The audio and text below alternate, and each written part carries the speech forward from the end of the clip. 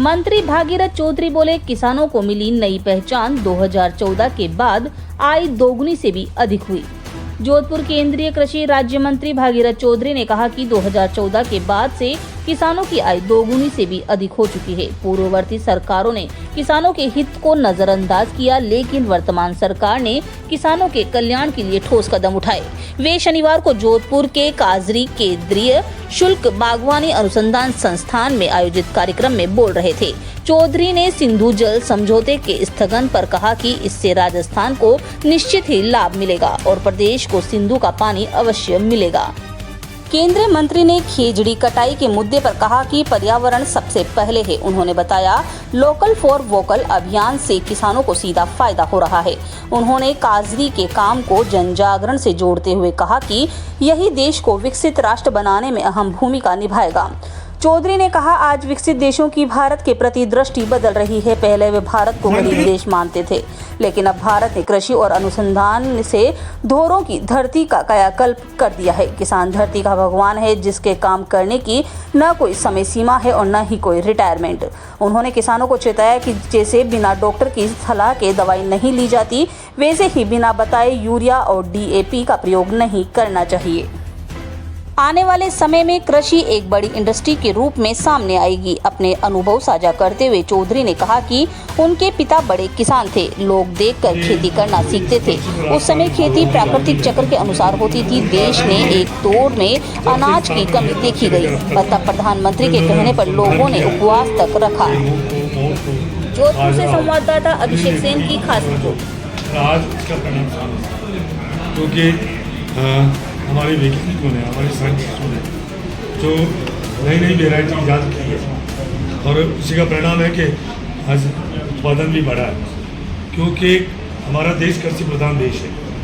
जब तक किसान के घर में समृद्धि नहीं आई, खुशहाली नहीं आई, तब तक हमारा देश विकसित राष्ट्र नहीं बन सकता। ये विकसित राष्ट्र किसान तभी होगा जब हमारे वैज्ञानिक, हमारे साइंटिस्ट और इस तरह के संस्थान नए नए जो वेराइटी, नए नए जलवायु परिवर्तन ज़्यादा उसको ईजाद करेंगे, तभी किसान को फायदे में आ पाएगा।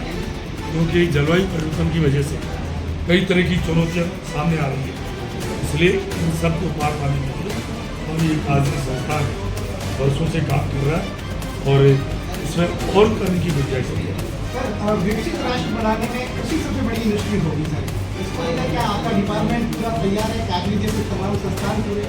देखिए, आज पूरे देश में हमारे देश के प्रधानमंत्री नरेंद्र भाई मोदी जी के नेतृत्व में सबसे बड़ा बजट जो दिया वो कृषि पे दिया गया। उसके बाद ही रक्षा हो, चाहे शिक्षा हो, चाहे चिकित्सा हो, सारे बजट होने सबसे ज़्यादा कृषि पे 5 गुना बजट दिया गया। और इसके अलावा प्राकृतिक खेती हो, चाहे जैविक खेती हो, उसको बढ़ावा देने के लिए सॉइल हेल्थ कार्ड जारी किया, ताकि किसान अपनी मिट्टी का परीक्षण कराकर उसमें क्या ज़रूरत है उसके आधार पर ही वो उसमें काम में लें, ताकि उनका लागत ज़्यादा नहीं हो और उनका उत्पादन बढ़े। इसके लिए कई तरह के उपाय किए जा रहे हैं, क्योंकि कृषि का हमारी GDP में बहुत बड़ा योगदान है। और मैं कह सकता हूँ कि हमारा देश में किसान नई नई तकनीकी से खेती कर रहे हैं और उसका परिणाम सामने आ रहा है। सर, अतिवृष्टि हुई है राजस्थान में, अब फसल मुआवजे को लेकर सरकार किस तरह से सोच रही है किसानों को? देखिए, केंद्र सरकार किसान की समय कोई भी किसी भी परिस्थिति में यदि समस्या आती है, किसान के ऊपर तकलीफ आती है, उसके लिए कृषि मंत्रालय तैयार है। चाहे हमने स्पष्ट निर्देश दिए कि जितने भी जो किसान बीमा करवाता है वो कंपनी उनको समय पर उनको भुगतान करे। ये है तो 21 दिन बाद 12% ब्याज सहित उस किसान को भुगतान करना पड़ेगा। ऐसे हमने स्टेट गवर्नमेंट को हमने पत्र लिखे हैं कि समय के ऊपर आपकी हिस्सा राशि दें, और ताकि किसान को समय के ऊपर उसको मुआवजा मिले।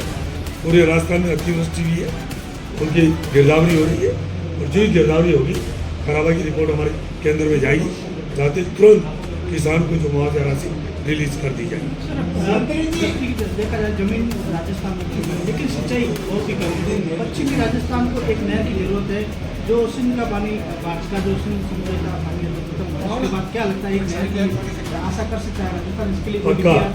उसका फायदा सबसे ज़्यादा राजस्थान को होगा। और प्रधानमंत्री जी है नरेंद्र भाई मोदी जो उसकी गारंटी है, वो कहते हैं जो करते हैं तो करके दिखा दिया। सिंधु समझौता को मैं कह रहा हूँ, सिंधु समझौता न्याय समझौता था ही नहीं। उन्होंने इस देश के ऊपर बहुत बड़ा